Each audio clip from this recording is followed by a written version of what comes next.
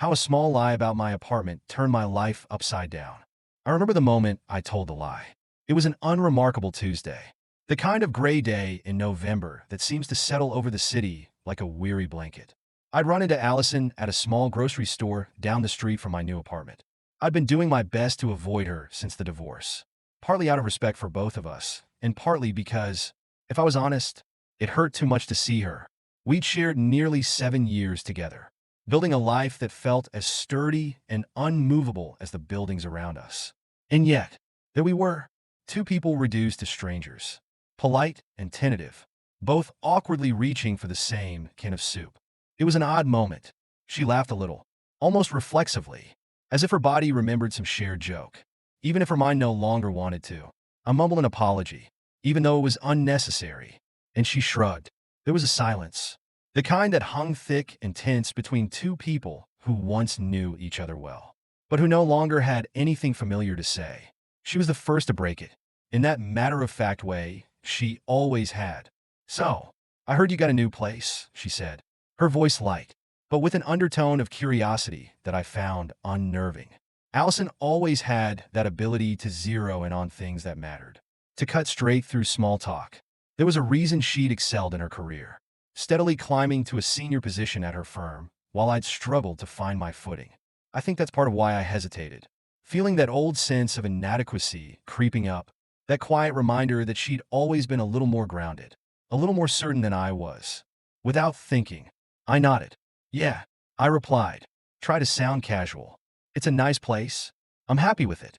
"Oh," she asked, raising an eyebrow. "Did you buy it? Or are you renting?" It was such an innocent question, one I should have seen coming. But instead of admitting the truth that I was renting a friend's apartment while he was away, I heard myself saying, "I bought it." Just like that. The words were out before I could reconsider. I told myself it was harmless, a little lie to save face. And yet, as soon as I said it, I felt a twinge of guilt, like a stone dropping into the still water of an otherwise calm pond. Allison's eyes flickered with a hint of surprise, maybe even approval, and I felt a strange surge of satisfaction. It was fleeting, but it was enough to convince me, in that moment, that the lie had been worth it. She nodded, her face slipping back into that familiar, unreadable expression, and she offered a polite congratulations. We exchanged a few more stilted pleasantries before she walked away, leaving me standing there with a basket full of groceries and a nagging sense of dread. In the days that followed, I found myself haunted by that lie. It started small, an occasional reminder that made me cringe when I thought about it. But as time passed, it grew, lodging itself deeper and deeper in my mind. I began to wonder if Allison had mentioned it to any of our mutual friends, if she'd casually told them that I'd bought an apartment. The thought made me uneasy. I knew I could keep up the lie in isolated conversations. But if people started talking, if they started asking questions, the whole thing could unravel. I kept waiting for it to blow over, to fade into the background. But instead, it seemed to gain a strange momentum of its own. Our friends, in that curious way that friends do, seemed to take a renewed interest in my life. I hadn't realized how much they'd taken Allison's side in the divorce, how thoroughly they'd internalized her success and my perceived failures. It wasn't anything they said directly, but I felt it, that silent judgment, the quiet conviction that I was the one who'd somehow fallen short. So, in a way, the lie became a form of defense. I didn't owe them an explanation. I told myself they didn't need to know the reality. The months I'd spent barely scraping by after our split, the part-time jobs I'd taken just to keep up with rent. They didn't know what it was like to wake up in a cramped studio apartment that felt more like a cage than a home, to stare at the peeling paint and the cracked tiles, wondering if this was what my life had become. I was tired of feeling like I was playing catch-up, tired of being seen as the one who hadn't moved on. And so, I leaned into the lie, letting it wrap around me like a shield. Over the next few months, the lie grew, sprouting roots that wrapped themselves around my life in unexpected ways. Allison started reaching out more frequently, under the pretense of dropping off a few things she'd forgotten to collect when she moved out. At first, I was cautious, guarded, but over time, I found myself falling back into old habits.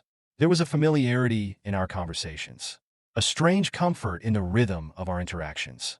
I convinced myself it was harmless, that there was no risk in letting her see me as this version of myself. This version who owned an apartment, who was doing well, who was stable. It wasn't long before she asked to see the place. The request caught me off guard, and I felt a surge of panic. I hadn't thought that far ahead. I hadn't considered that she might want to visit, to step into the space that was supposed to be mine.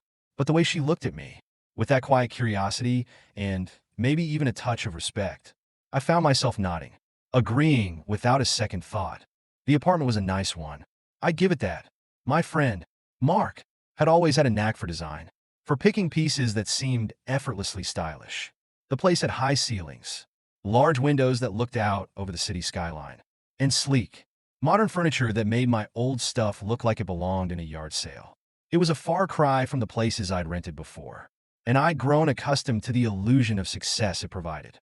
When Allison arrived, I could see the surprise in her eyes, the way she took in the space with a mix of admiration and something else, something that almost looked like regret.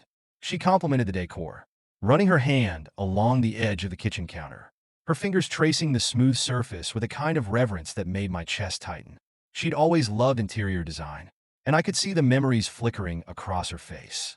Memories of the life we'd once planned together. As she wandered through the apartment, I found myself following her, my stomach churning with a strange blend of pride and fear. I kept waiting for her to notice something, to ask a question that would unravel the carefully constructed facade I'd built. But she didn't. Instead, she sat on the edge of the couch, folding her hands in her lap, and looked at me with a soft, almost wistful smile. "I'm happy for you," she said quietly. "It's good to see you doing so well." I could barely breathe. The weight of the lie pressed down on me, threatening to crush me. But I forced myself to nod, to smile, to play the part I created.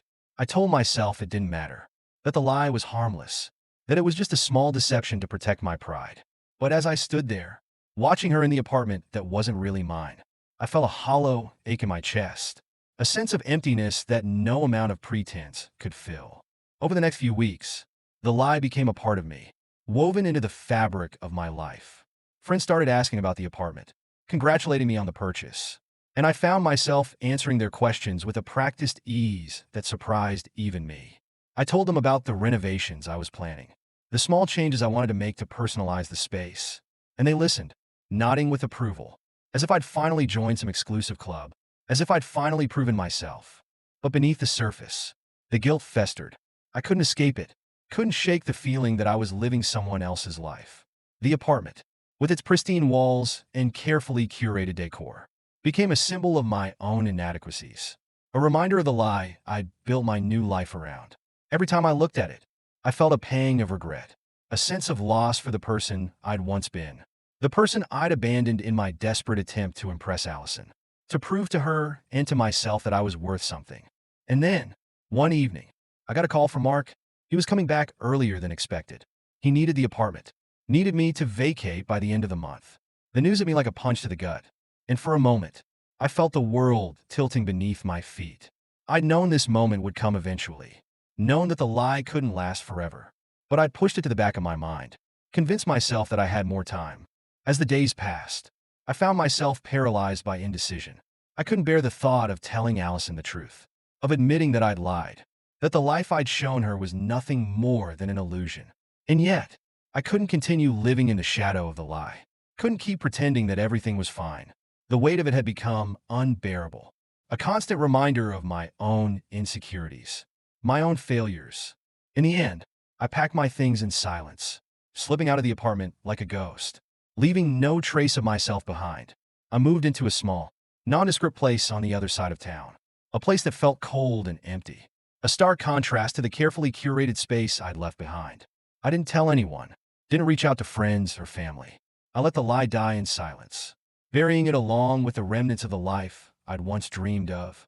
And as I sat alone in that empty apartment, surrounded by boxes and memories, I realized that the lie had taken something from me, something I couldn't get back. It had stolen the last remnants of my pride, my sense of self, leaving me hollow and adrift, a stranger in my own life. And as I stared at the blank walls, the peeling paint, I understood that I'd lost more than just an apartment. I'd lost a piece of myself, a piece I might never recover.